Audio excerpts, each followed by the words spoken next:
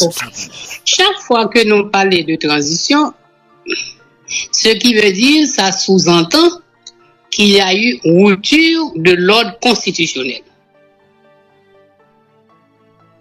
Que nous devons prendre à certains moments que nous ne pas prendre.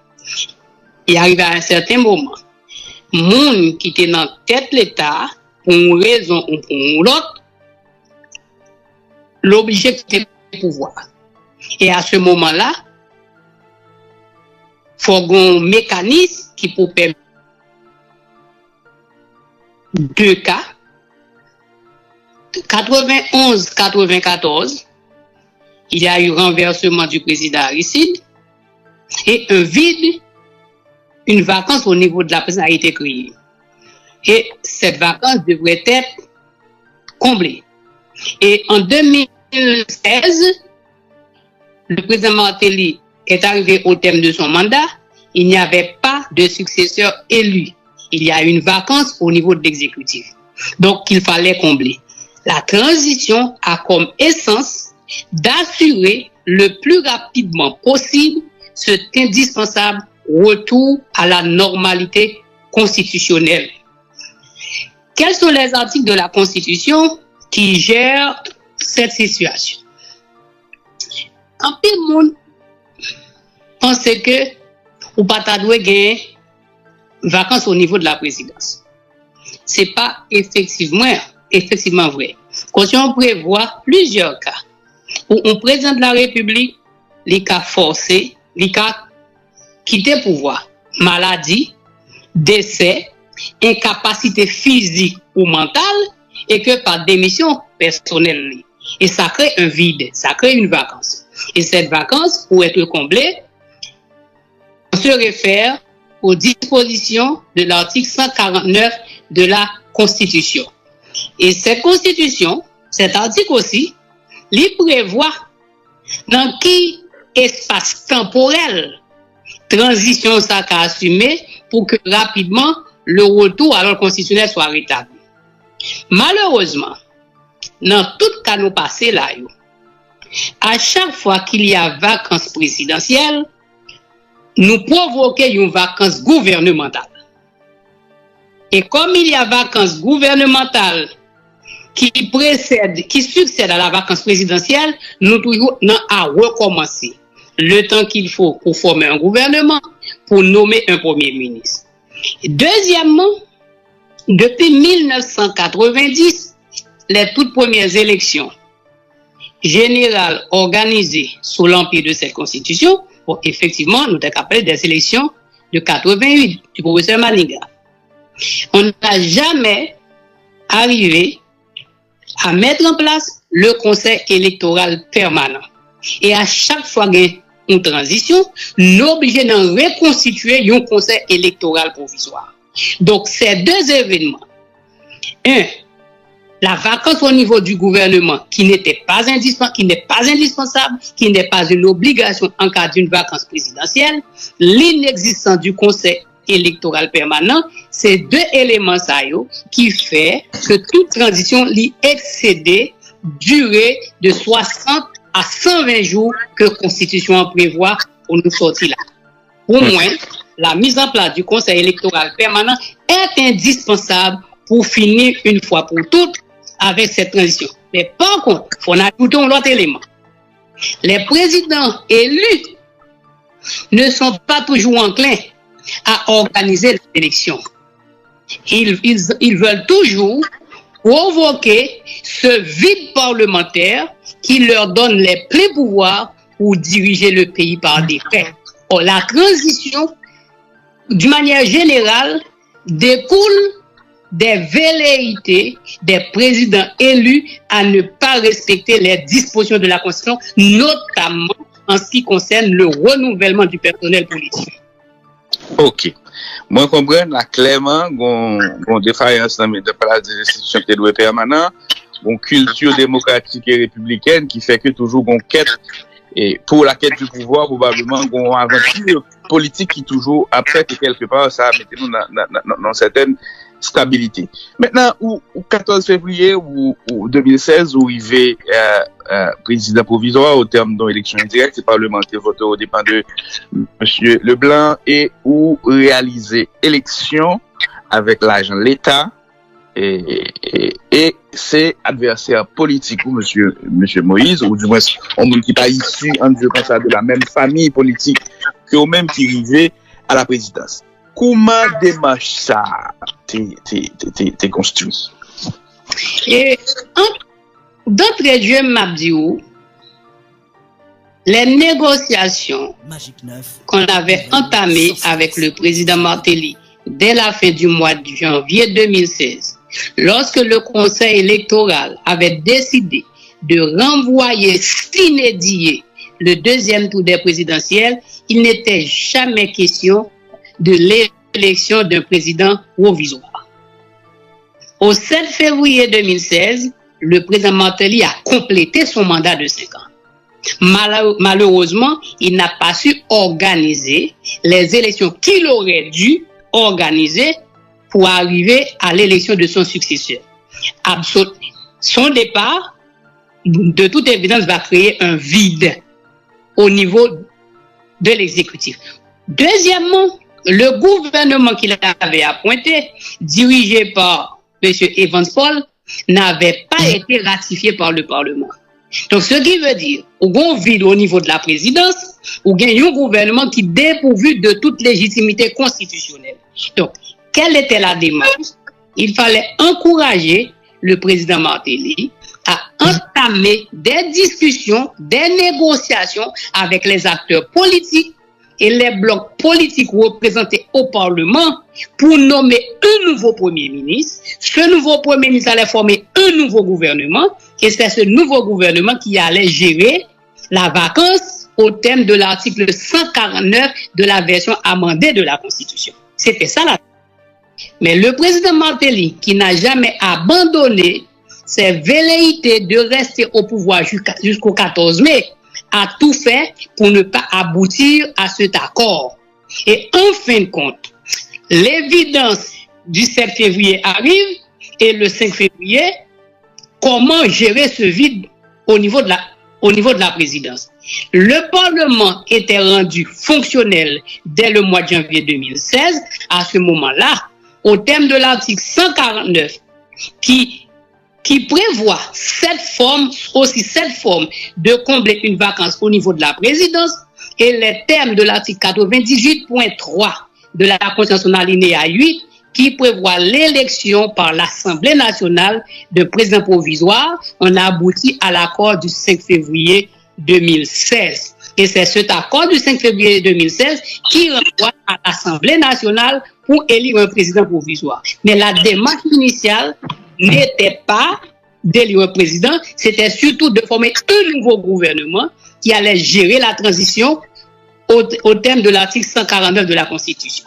Maintenant, prise de pouvoir, ça demande des constitutions d'alliance, de coalition avec des politiques et des groupes, des acteurs politiques avec des alliés et l'autre. Et moi, je sur comment ils construisent et alliance ça, et particulièrement quid de cohabitation entre président et premier ministre avant nous prendre exemple de cohabitation avec M. Jean-Charles.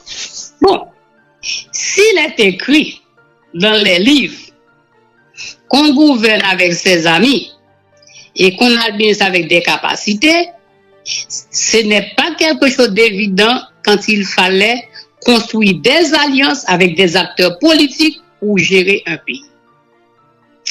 Et les CV qu'on vous présente pour les personnes à nommer ne garantissent pas un savoir-faire évident, encore moins une capacité avérée pour les fonctions auxquelles ces individus sont appelés à assumer.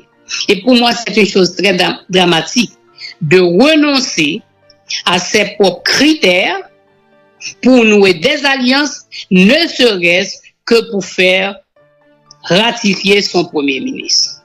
C'est pas quelque chose de facile. J'ai eu même à refuser de nommer des délégués départementaux proposés par certains de mes anciens collègues au Parlement qui n'ont pas complété 6 années de scolarité, 2 années de scolarité au niveau secondaire.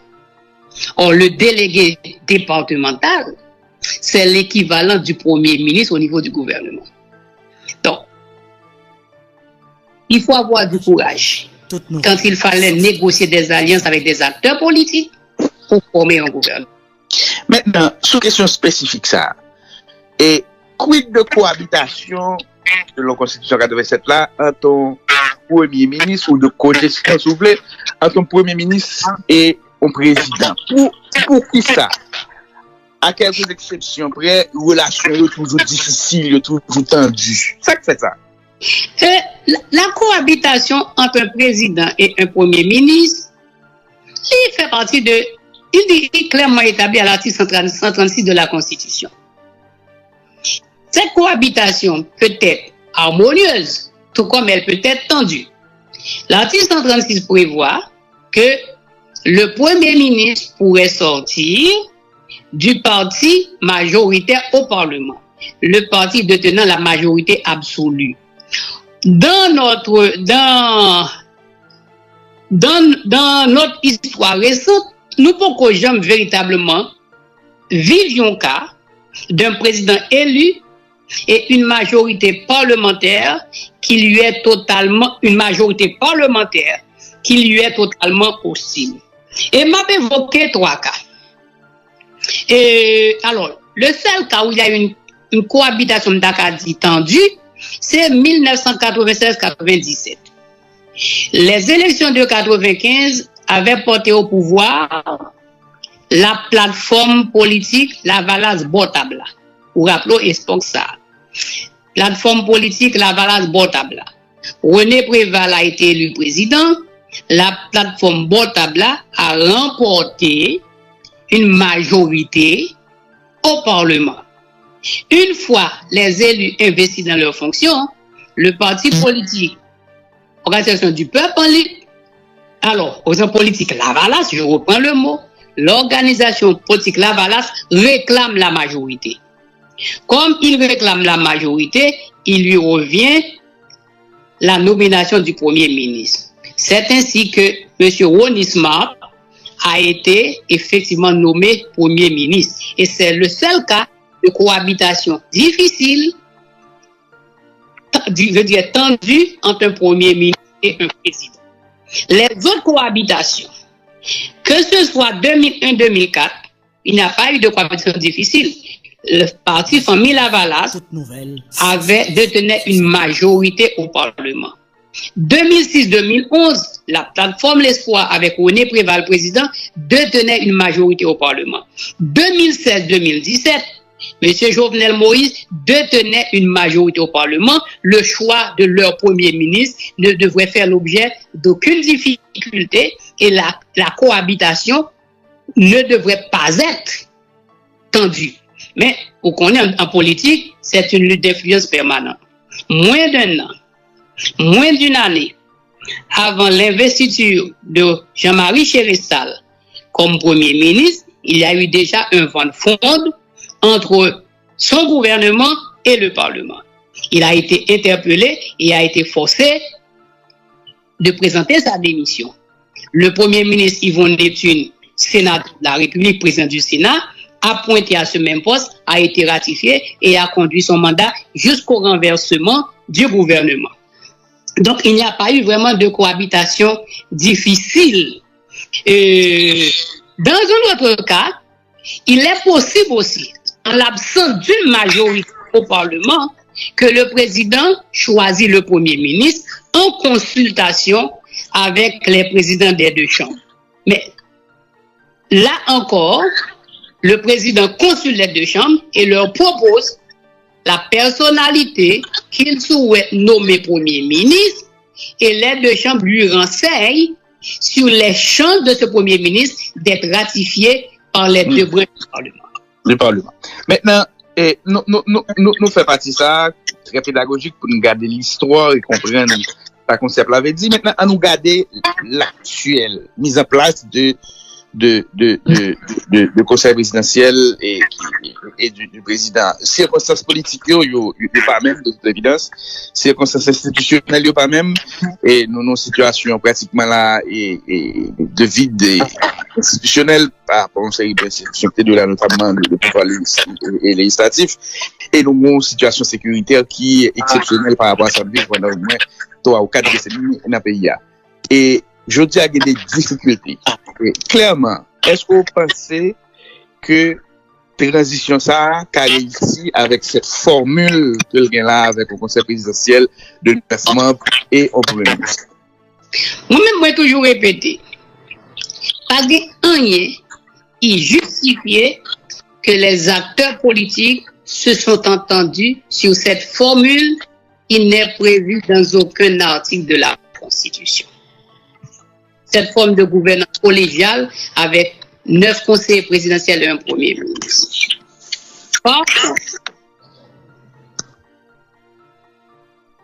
moi dis, même gens que le conseil des ministres résidé par le premier ministre Ariel Henry et qu'a nommé un conseil présidentiel de 7 ou 9 personnes, il aurait pu aussi nommer un conseil des ministres. L'article 149 reconnaît au conseil des ministres présidé par le premier ministre les attributs de l'exécutif. Le conseil des ministres, sous la présence du premier ministre, exerce le pouvoir exécutif. Donc, il exerce tous les attributs de l'exécutif. Autant que l'exécutif peut nommer un premier ministre, le conseil des ministres, au lieu de nommer un conseil de gouvernement, il aurait tout aussi bien nommé un premier ministre qui se chargerait de former un nouveau gouvernement. Maintenant, ça fait déjà 8 mois que cette formule est devenue une réalité vivante. C'est le moment pour les membres de cette formule de cesser leur chicanerie inutile et aborder les vrais défis de la société. Les 8 dernières années, 2007-2024, il y a eu 3 investitures de président en République dominicaine. Or, pendant ces 8 années, nous n'avons investi qu'un seul président. Comment, avec une telle instabilité, les 3 présidents de la République dominicaine, ils ont procédé à l'investiture, à 3 investitures en l'espace de 8 ans. Or, nous-mêmes, pendant cette même période, nous n'avons pas investi un seul président. Ça veut dire, renouvellement personnel, politique, là, qui fait partie même de la dynamique démocratique que nous avons choisi, nous pas décidé de respecter. Et comment, avec une telle instabilité au plus haut sommet de l'État, nous avons garanti le bien-être de nos concitoyens quand notre seule ambition, c'est la lutte pour le pouvoir à travers une transition indéfinie. Il faut en toute urgence que cette transition défi de la société puisse être abordée par une autorité légitime, librement choisie par le peuple à travers des élections honnêtes, démocratiques et critiques. Donc il est temps de cesser cette transition et d'organiser les élections, j'ai bien compris. L'objectif fondamental de toute transition, c'est le retour à l'ordre constitué par l'organisation d'élections. Maintenant, là, on a regardé l'État qui gagne un milliage. C'est par coup de correspondance que des différences sont abordées et des fuites dans la presse. C'est clair qu'il y a une lutte pour le pouvoir là, et de querelles politiques entre M. Voltaire et M. Kony. Qui regarde ou porter sous conflit ça au plus haut niveau de l'État, M. Willer? On me dit que les relations entre les 2 chefs de l'exécutif, à savoir le Premier ministre et le Président, ne devraient pas faire l'objet de tant de conflits inutiles. Les responsabilités de chacun des têtes de l'exécutif, chef de l'État et chef du gouvernement, sont clairement fixées par des dispositions de la Constitution. Mais ça, nous avons souhaité que tout le monde rappelle. Constitution 87 là, les lui fait président entrer en campagne pour solliciter le support de la population, le vote de la population. Il fait des promesses, il prend des engagements. Malheureusement, il n'est pas habilité, à travers cette constitution, à mettre en œuvre lui-même ses décisions et la politique gouvernementale de la nation. C'est lui qui a dans l'élection, c'est lui qui fait campagne, c'est lui qui fait promesse, c'est lui qui fait engagement, mais pour implémenter engagement lui, pour le mettre en œuvre, il lui faut un gouvernement. Et le gouvernement, c'est pas lui qui le gère. Donc, or, il se trouve que premier ministre qui peut mettre en œuvre politique publique, c'est le président qui le nomme. Et c'est d'ailleurs, et peut-être la seule décision que le président prend de sa propre signature. Donc, il ne devrait pas y avoir de conflit entre un président et le premier ministre qu'il a nommé. Et il n'y a pas non plus de subordination du premier ministre par rapport au gouvernement. Ça doit être clair pour tout le monde. Les premiers ministres ne sont pas des subordonnés du président de la République. Ce sont les deux têtes de l'exécutif. Même quand un premier ministre aurait déclaré qu'il rentre dans le bureau président avec l'idée pas, il sortit avec l'idée pas président, malheureusement, ça n'implique pas une subordination du premier ministre au président et encore faire du président le supérieur hiérarchique du premier ministre. Donc, pour moi-même, ça qui manquait entre les deux têtes de l'exécutif chamaille, c'est un minimum de sagesse et d'humilité.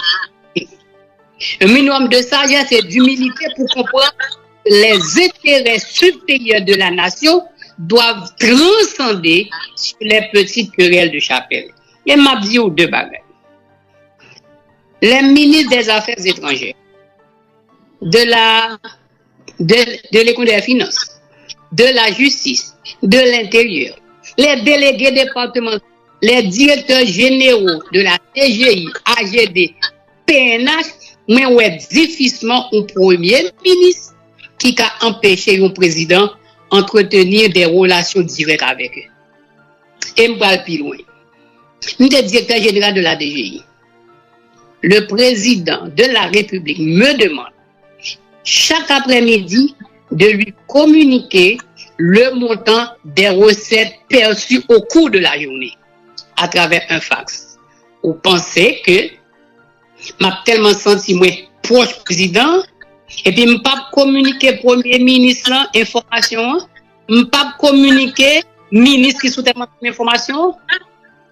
Deuxièmement, le ministre intérieur. Mes représentants au niveau des 10 départements géographiques du pays, ce sont les délégués du parti. Je descends dans le bureau, et je machine tous délégués à la cour du Palais national. Ils ont été convoqués et sont en réunion avec le président de la République. Mais les autres sont en réunion. Ils n'ont pas vu dire ça, président dit. Ils n'ont pas vu dire qui instruction recevoir. Vous pensez que Mkadio nous a fâché avec le président parce que il a reçu les délégués en mon absence. Président de la République. Je peux, en toute liberté, appeler un ministre, demander à le rencontrer et il a l'obligation de venir me rencontrer. Quitte à lui d'informer le Premier ministre que je l'avais invité à me rencontrer, mais qui instruction que m'bali et que instruction la rapporte premier la exécuter. Donc nous en réunion avec le Premier ministre qui font Neptune. Le président m'appelle, monsieur le Premier ministre, je m'excuse de m'appeler, il demande à me rencontrer immédiatement. Je laisse la réunion avec le PM, je vais rencontrer le président. PM non, m'en déclevé plus comme chef.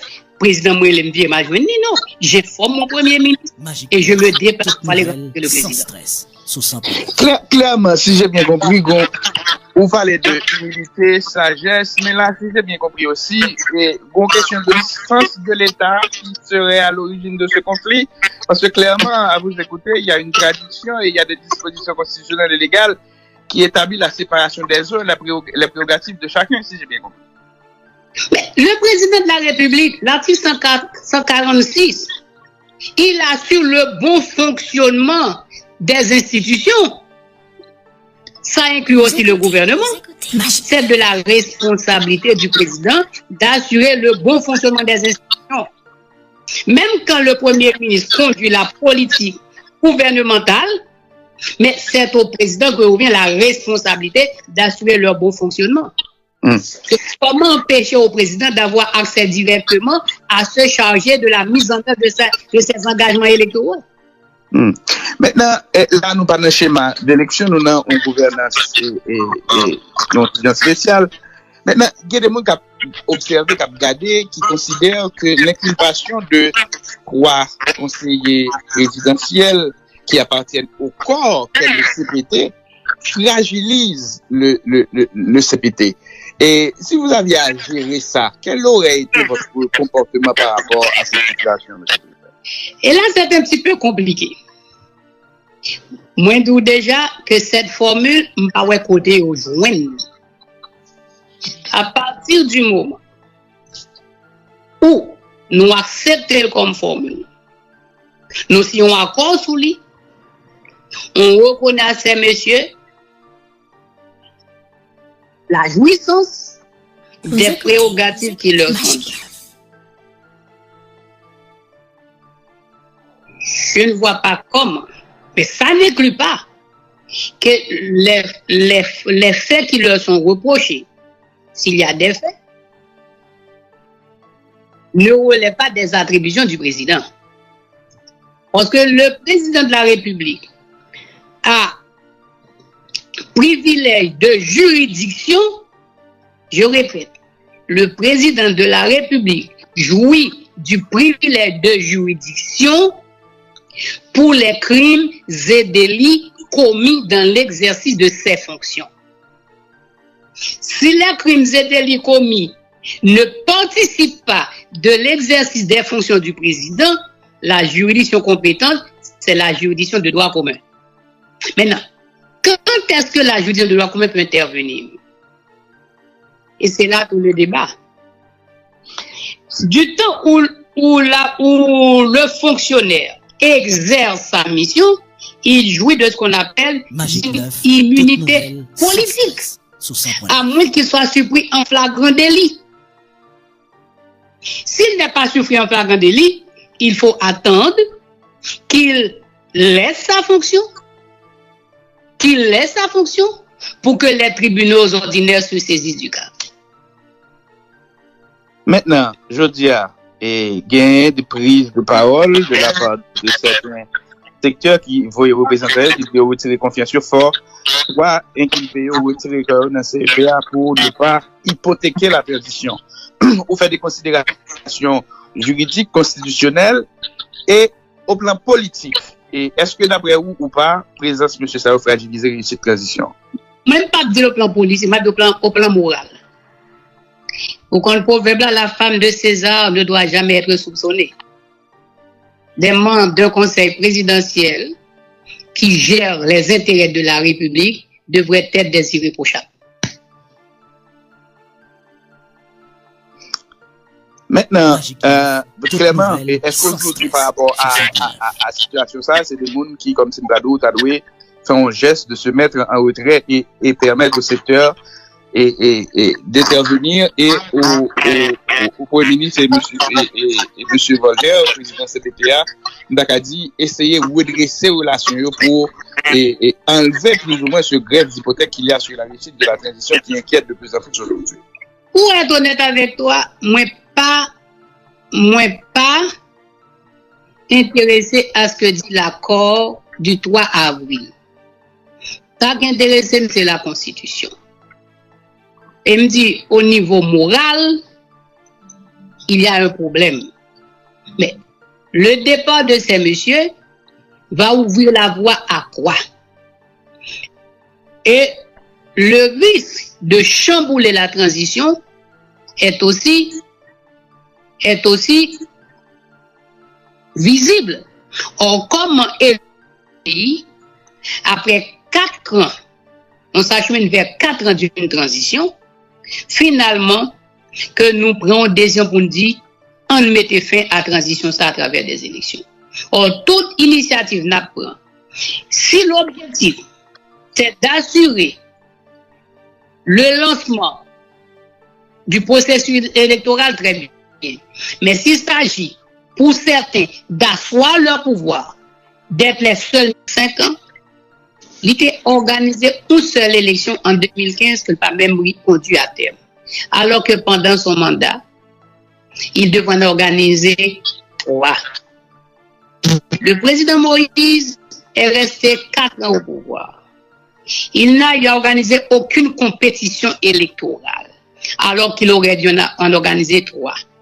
Monsieur Ariel Henry, la toute première fois que me rencontré, c'était le 19 juillet 2021.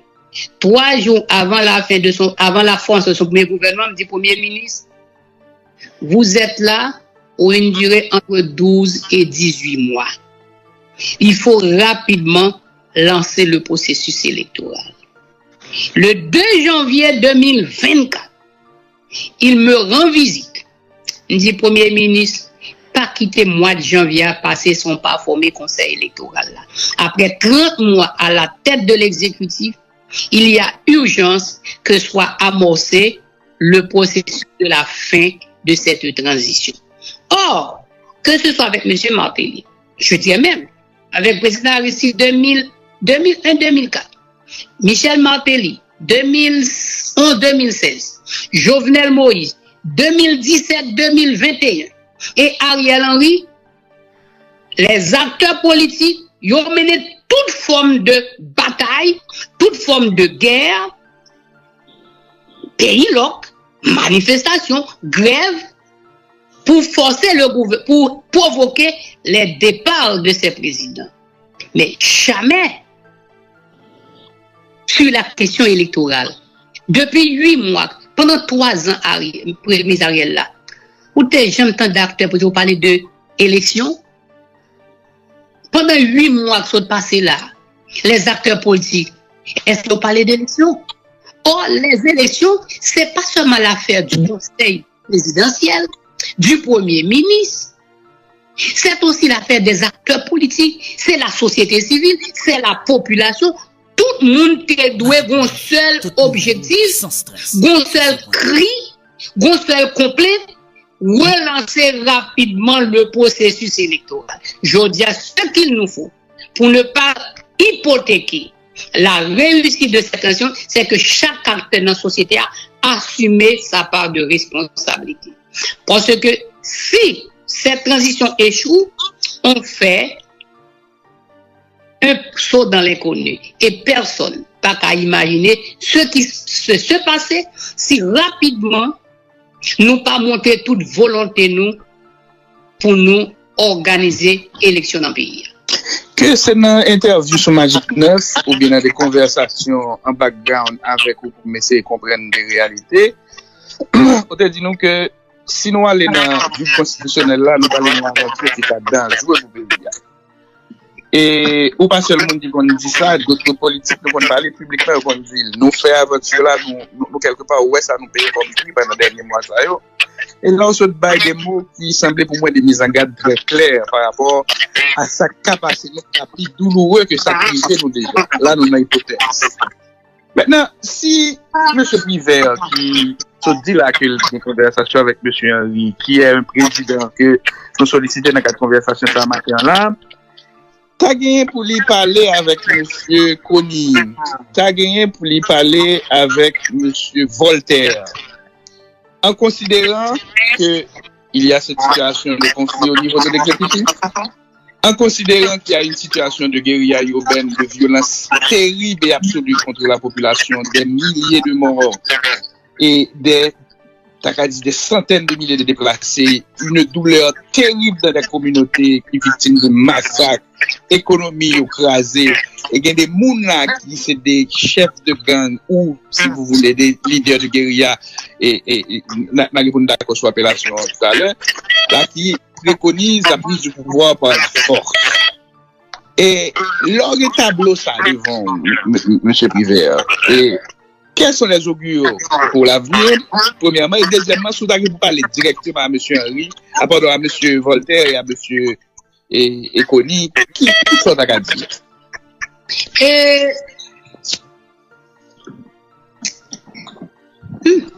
Vous écoutez, ma chérie.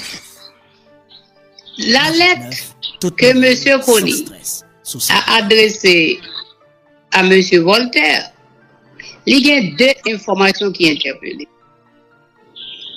Il parle des 700 000 compatriotes haïtiens qui sont forcés d'abandonner leur domicile et de se réfugier dans des abris provisoires, dans des camps de fortune. Deuxième, lorsque je suis élu président en 2016,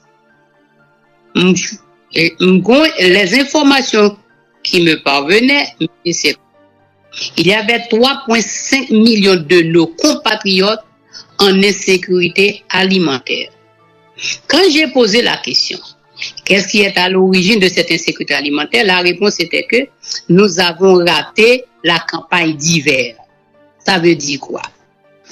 Élection faite en août 2015, élection contestée d'août 2015 à janvier 2016, nous avons manifestation à longueur de journée.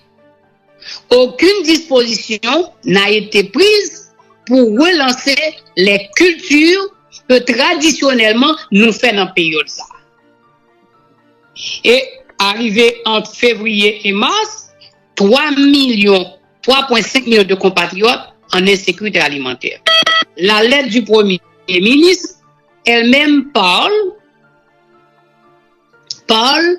de, aujourd'hui les informations laissent quoi, il y a près de 6 millions de compatriotes haïtiens qui sont en insécurité alimentaire. Au moment de qui prédiction, qui opinion. Grand proverbe qui dit nous, chien gangou, pas jouer. Chien gangou, pas jouer. Je crois qu'il y a urgence à ce que les autorités politiques comprennent l'urgence de mettre fin à cette crise politique qui ravage le pays depuis tantôt 5 longues années et que le pays retrouve sa stabilité et que des investissements puissent commencer à être implémentés dans le pays pour offrir à nos compatriotes de meilleures conditions d'existence. Que diriez-vous, pardonnez-moi que m'insister sur ça, que diriez-vous au regard de la performance et de la conduite et du conflit de M. Kony avec M. Voltaire? Que diriez-vous à M. Kony? Que diriez-vous à M. Voltaire? Monsieur, faites preuve d'humilité, de sagesse pour comprendre l'éminente dignité de la fonction que vous occupez aujourd'hui. C'est l'intérêt de 12 millions d'êtres humains qui sont en jeu. Ils ne peuvent pas faire les frais de vos querelles inutiles. Je dis à un regard qui posait ces deux dernières questions avant de nous remercier pour conversation. Ça, qui regard et ou côté ancien ministre de l'Intérieur et sous situation de sécurité à gain, observation claire que activité criminelle que nous avons regardé là, il n'y a pas relevé uniquement du droit commun et gagner des mots, notamment le Premier ministre qui utilise les éléments de la guerre, il a évoqué une situation de guérilla urbaine et gagner des revendications clairement politiques exprimées et assumées par des chefs de gang pour renverser par la violence l'ordre établi. Et d'après vous, comment même vous avez qualifié ça dans le livre là? Qui réponse qui est adaptée? Et je dis à une nouvelle réalité politique, c'est la question de M. Trump au pouvoir. Il a installé le 20 janvier. et qui ça que le devoir de maison nous au niveau diplomatique et sécuritaire? Précaution du premier ministre Ariel Henry et que nous avons dit là, c'est justement pour éviter cette situation que l'on a aujourd'hui. Parce que l'absence d'opportunité, l'absence d'espoir, l'absence de rêve au niveau des couches les plus défavorisées de la société, et aujourd'hui, qui s'est agrandi avec les milliers de personnes dépossédées, les milliers de biens détruits, les centaines de milliers de personnes appauvries, qui crée une situation au bord de la révolte. Et ça ne fait que créer des candidats disposés à rejoindre les groupes armés. Donc, il faut rapidement mesurer toute l'ampleur de cette situation. Mais par contre, cette situation, moi, dit que les préoccupante et c'est une population qui est prise en otage. Voilà déjà 4 ans. Comment sortir de cette situation? Vous parlez de guérilla urbaine. Vous parlez moins de comment le faire au niveau national. Depuis des années, grand pile rumeur articulé concernant l'infiltration des plus hauts responsables de nos forces de sécurité en collusion avec les bandits armés. Cette semaine, la police a arrêté un agent d'une unité spécialisée de la PNH avec 3000 cartouches dans la machine.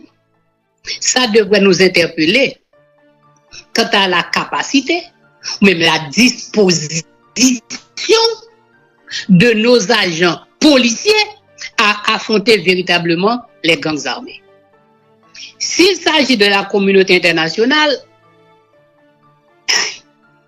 m'a rappelé qu'au lendemain du 29 février 2004, avant même que les Nations Unies avaient décidé de l'envoi d'une force de maintien de la paix en Haïti, la MINUSTA, il y a des contingents de 4 armées venant de 4 pays différents qui étaient déjà présents sur le territoire.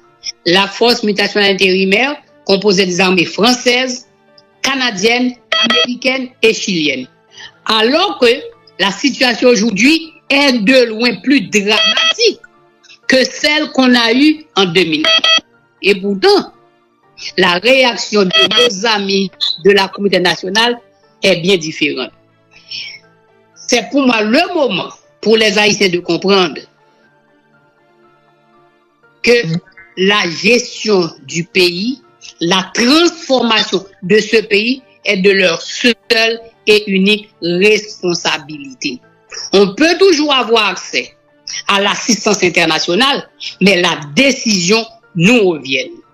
La décision de construire notre pays, de la transformer et de permettre à nos concitoyens de vivre décemment, j'aimerais même dire, de vivre tant qu'au monde, c'est pas à nos amis de la communauté nationale qu'il faut s'attendre. C'est à nous de nous serrer les coudes et travailler pour le bien-être de nos concitoyens, comme l'exige la Constitution. Moi comprends. Une dernière question en 30 secondes. Et M. Trump va être investi le 20 janvier au niveau diplomatique. Et comment Haïti a repositionné, nous avons un moment là de grande tension, en tout cas des mois après une année là maintenant de grande tension avec la République dominicaine. Et ces 2 dossiers-là, comment selon vous les abordez au plan de la politique étrangère d'Haïti? Moi toujours répéter cette phrase du professeur Grégoire Eugène. Toute nouvelle. On peut tout faire pour Haïti sauf changer sa géographie. Haïti a une frontière commune avec la République dominicaine. Les États-Unis sont à 1 temps et demi d'Haïti et est le premier partenaire d'Haïti. Comment Haïti doit pouvoir définir ses relations avec ces 2 pays? Il nous faut une nouvelle dynamique dans nos relations avec ces 2 pays. Une dynamique empreinte de respect, mais aussi d'avoir des gens disposant de la capacité à bien mener la diplomatie haïtienne. Merci un peu pour conversation ça. Je nous dis là, c'est première non série, n'a parlé avec d'autres monde qui ont fait des expériences de gestion de pouvoir pendant la transition pour nous garder qui ça va apprendre comme leçon et qui ça partager en façon pour que nous alimenter la conversation nationale là sur ce sujet en soulignant les risques qui sous tête là que ça déraille gravité ça a gagné pour la population qui déjà et dans une situation extrêmement difficile donc pour éviter les monos de la créole c'est sous clou. Passons un bon week-end et une bonne journée.